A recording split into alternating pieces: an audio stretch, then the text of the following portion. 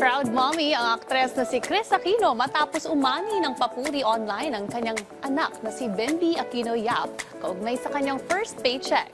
Samantala, Miss Universe 2018 Catriona Gray opisyal nang itinalaga bilang Waves for Water Philippines Ambassador.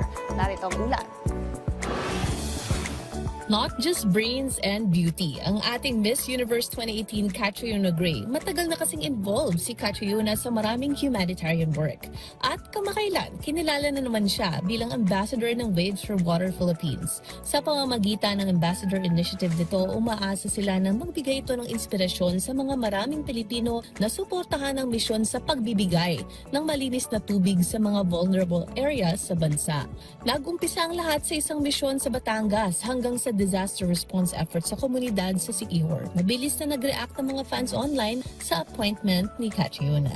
Itong unang bahagi ng taon, naging active din si Catriona sa kanyang advokasya kasama naman ang Smile Train Philippines. Noong Pebrero, nakalikom ng 442,000 pesos si Catriona sa pamamagitan ng isang birthday fundraiser. Dito, nakapag-abot ang beauty queen ng komprehensibong cleft care para sa mga bata at matatanda. Heartwarming gesture ang ipinahayag ni Bimby Aquino Yap kamakailan dahil idodonate daw niya ang kanyang first salary sa simbahan at gagamitin ang sukli nito para i-treat ang kanyang mama Kris Aquino.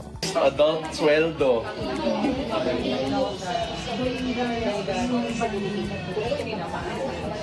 Babe, sino iti-treat mo sa first mo? My mom, of course.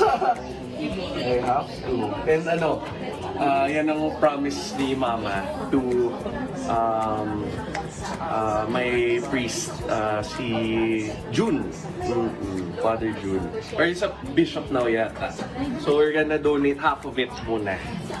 Ito ang kanyang first salary sa ginawa niyang guest hosting stint sa isang noontime show. Nagpahayag ng pananabik si Bimby nang makita ang binayaran ng cash ang kanyang sweldo bago ipaliwanag kung paano niya ito balak gastusin. Always proud mom naman si Kris at madalas nitong inilalarawan si Bimby bilang responsible at maalahanin. Abangan muli ang aming entertainment stories dito lang sa Ulat Showbiz.